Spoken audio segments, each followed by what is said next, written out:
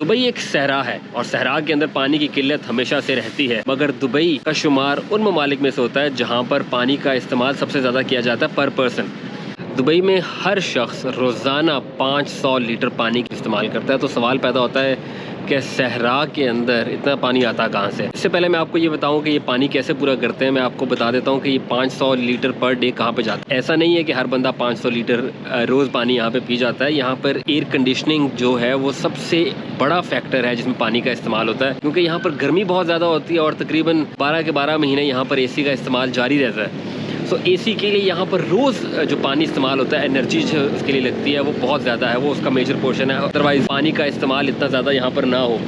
फिर उसके अलावा जो दूसरी इंपॉर्टेंट चीज़ है वो यहाँ पर ये है कि क्योंकि ये सहरा है तो सहरा के अंदर ग्राउंड वाटर थोड़ा सा कम होता है। बारिश यहाँ पर बहुत कम होती है, यहाँ पर तकरीबन 100 मिलीमीटर सालाना जो है उससे भी कम बारिश होती है। तो इनको बारिश का पानी भी बहुत कम मिलता है, जिससे जो ग्राउंड वाटर एक्वीफर होता है या ज़ेरे ज़मीन पानी जिसको कहा जाता है वो बहुत कम जो है वो फिल होता है। तो इसलिए ग्राउंड वाटर के ऊपर रिलायंस थोड़ी सी कम हो जाती है, वरना तो पूरी दुनिया में ज़्यादातर ग्राउंड वाटर के ऊपर इन्हिसार किया जाता है। तो अब ये पानी की ज़रूरत पूरी कैसे की जाती है? वेल, दुबई ने यहाँ पर बहुत से इनोवेटिव प्रोजेक्ट्स किए हैं जो कि 1970 से स्टार्ट किए थे। यहाँ का जो पानी का सबसे बड़ा सोर्स है वो समंदर है। अब समंदर तो पूरी दुनिया में होते हैं और समंदर का पानी कहा जाता है कि बहुत कम लोग इस्तेमाल कर सकते हैं, बट दुबई ने उसका भी हल निकाला हुआ है और उसका हल ये है कि इन्होंने यहाँ पर डीसैलिनेशन प्लांट लगाए हुए हैं। डीसैलिनेशन प्लांट का बेसिकली मकसद होता है कि जो समंदर का पानी होता है जो कि नमकीन होता है, उसमें से नमकियात हैं उनको निकाला जाता है। रिवर्स ऑस्मोसिस का जो प्रोसीजर होता है वो किया जाता है और फिर उस पानी को पीने के काबिल या इस्तेमाल करने के काबिल बनाया जाता है। डीसैलिनेशन प्लांट्स के अलावा यहाँ पर क्लाउड सीडिंग की जाती है। अगर बारिश ना हो रही हो तो यहाँ पर आपने ये सुन ही रखा होगा कि यहाँ पर बादलों के ऊपर नमक फेंका जाता है जिससे बारिश होती है और उससे फिर पानी की ज़रूरियात पूरी की जाती है। ये कॉन्सेप्ट दुबई के अंदर काफ़ी अर्से से फॉलो किया जा रहा है और तवातुर से जब खासतौर पर गर्मी बहुत ज़्यादा हो जाती है और पानी की ज़रूरत रहती है तो उस वक्त इनके यहाँ पर जो वाटर डिपार्टमेंट है जहाज़ के ज़रिए ऊपर जाता है, वहाँ से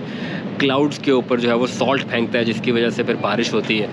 पर खैर यहाँ पर ये भी है कि अगर बारिश यहाँ पर हो जाए तो यहाँ का निज़ाम इस तरह का नहीं है जो कि बारिश को बर्दाश्त कर सके। 2 दिन पहले यहाँ पर बारिश हुई तो सड़कों पर पानी ही पानी था, तो बारिश भी इनके लिए कभी कभी रहमत की बजाय ज़हमत बन जाती है। बट ये बहुत इंटरेस्टिंग स्टोरी थी जो मैं आपको बताना चाह रहा था कि एक ऐसा मुल्क जो कि सहरा है, वहाँ पर इतना ज़्यादा पानी इस्तेमाल होता है मगर वो पानी पूरा किया जाता है और अभी भी वाफिर मिकदार में यहाँ पर मौजूद है। खैर, ये जो गवर्नमेंट है यहाँ की वो फ्यूचर के बारे में सोच रही है। 2025 के लिए इनका एक प्रोजेक्ट ऑलरेडी शुरू हो चुका है जो 2025 में कंप्लीट होगा और वो है कि जो ग्राउंड वाटर को फिल करना है उसके लिए एक एक्वीफर बनाया जा रहा है जिससे बहुत ज़्यादा पानी की जो है ज़रूरत पूरी होगी। फिर एक डैम भी आई थिंक इन्होंने रेजरवायर बनाया हुआ है। उसके अलावा जो डीसैलिनेशन प्लांट है उसके ऊपर कम से कम इन्हिसार करने की कोशिश कर रहे हैं बिकॉज उससे एनर्जी बहुत इस्तेमाल होती है, रिसोर्स इंटेंसिव है। तो इसलिए यहाँ पर अपने पानी के जो सोर्सेज हैं उनको डाइवर्सिफाई करने की कोशिश की जा रही है। बट एक सहरा के अंदर इतना पानी का इस्तेमाल खुद में एक अनोखी कहानी है।